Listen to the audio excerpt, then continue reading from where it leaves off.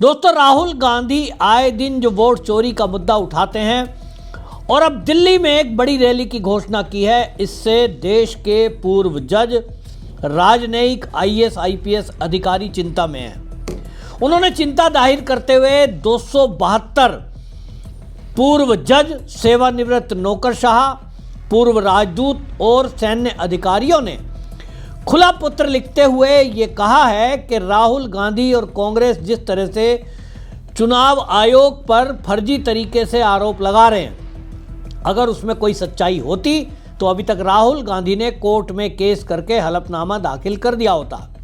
लेकिन राहुल गांधी ऐसा नहीं करते हैं और वो लोकतांत्रिक तरीके के बजाय वो लोकतंत्र को कमजोर करने में लगे हैं। खुले पत्र में कहा गया कि भारत का लोकतंत्र आज किसी बाहरी हमले से नहीं बल्कि जहरीली राजनीति के बयानबाजी की चुनौती का सामना कर रहा है। सिग्नेटरी में विपक्ष की ओर से ईसी के खिलाफ प्रूफ होने की बात कही जाती है, लेकिन कोई औपचारिक ना तो शिकायत ना हलफनामा दिया जाता है, जिससे साबित होता है कि आरोप सिर्फ राजनीतिक रणनीति है, सच्चाई नहीं है।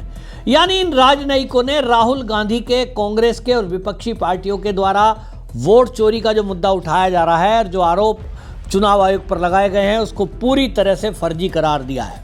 और आपको बता दूं कि ये 272 की जो संख्या है जिस पर कांग्रेस बौखलाई हुई है, सवाल उठा रही है, अधिकारियों की जाति ढूंढी जा रही है।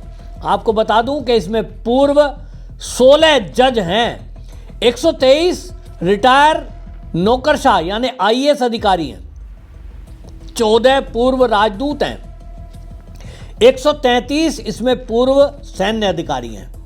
अब आप जानते ही हैं सैन्य अधिकारी किसी राजनीति का हिस्सा नहीं होते, लेकिन अगर सेना के अधिकारी भी इस बात की चिंता जता रहे हैं कि हमारे देश में बाहर से हमले की दिक्कत नहीं है, उसे हमारी सेना देख लेगी, लेकिन आंतरिक रूप से जो नेता देश को कमजोर करने का काम कर रहे हैं, जेनजी आंदोलन, सड़कों पे आंदोलन, देश का माहौल खराब करके, और कुछ नेता इस तरह की बयानबाजी करके जहर घोलने का काम कर रहे हैं ताकि हमारे देश के अंदर भी बांग्लादेश जैसा, श्रीलंका जैसा, नेपाल जैसा कुछ आंदोलन हो जाए।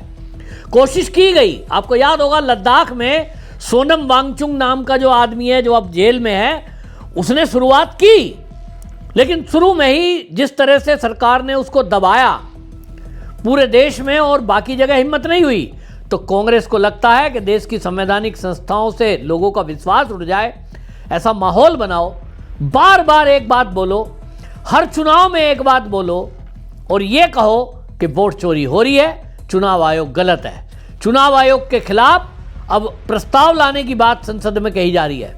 यानी पूरा माहौल बनाया जा रहा है कि किसी तरह देश के युवाओं को सड़कों पे उतार दिया जाए। तो सत्ता नहीं मिल रही तो कांग्रेस बौखला कर इस तरह के काम कर रही है, तो राजनयिक अब सामने आए, क्योंकि देशभक्त लोगों से बैठकर कतई भी देखा नहीं जा सकता। और इसलिए राजनयिकों का कहना यह है कि इसमें चुनाव आयोग सीधे सीधे एक एफआईआर दर्ज करे।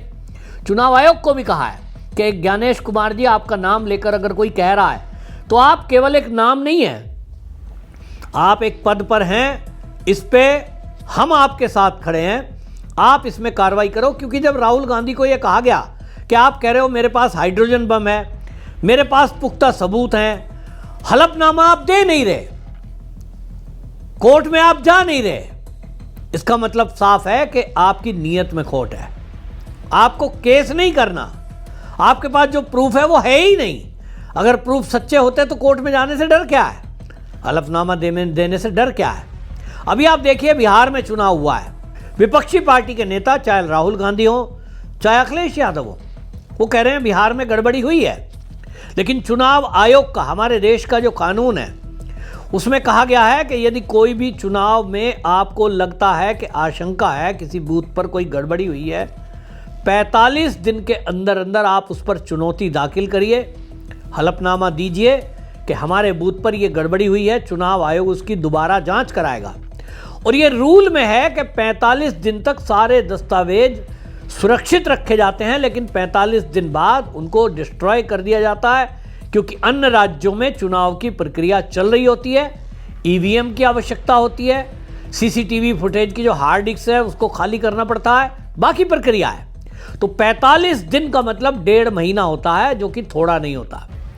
अगर किसी बच्चे को ये लगता है कि उसके नंबर कम रह गए, उसको कह दिया जाए ना कि 2 या 3 दिन या 5 दिन में आपको चुनौती देनी है, फट से करते हैं वो। ये कांग्रेसियों को 45 दिन मिला है, और 45 दिन आप देखना है बिहार के बारे में एक शब्द सुप्रीम कोर्ट में लिखकर नहीं देंगे। जब 45 दिन बीत जाएंगे, यही राहुल गांधी आएगा कि हाइड्रोजन बम लेके आया हूं, सीसीटीवी फुटेज लाओ।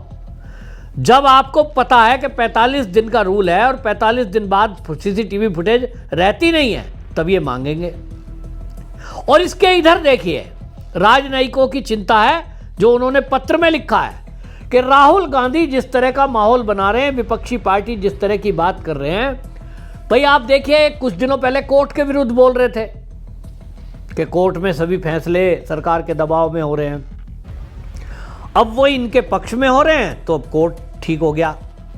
पहले कहा गया था ईवीएम हैक करके बीजेपी जीतती है, उसको प्रूव नहीं कर पाए तो अब चुप हो गए, क्योंकि कई राज्यों में इनकी सरकार बन गई। फिर अब जो है कभी कहते हैं कि अडानी अंबानी को एसबीआई का पैसा दे दिया, एलआईसी का पैसा दे दिया। उसकी रिपोर्ट आ गई पिछले साल कि भारत में जितने भी बैंक हैं उनमें सबसे ज़्यादा प्रॉफिट में यदि कोई रहा है तो ये एसबीआई है।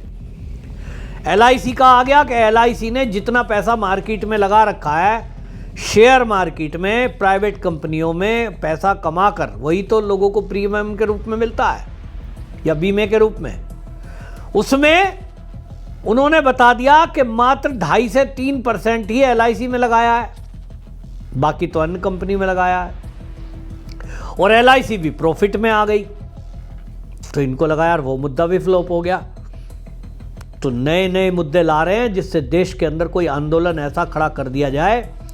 इनको एक ही मंशा इनकी है विपक्षी पार्टी की कि मोदी को हटाने के लिए षड्यंत्र करना पड़ेगा, क्योंकि जनता तो मोदी के साथ है।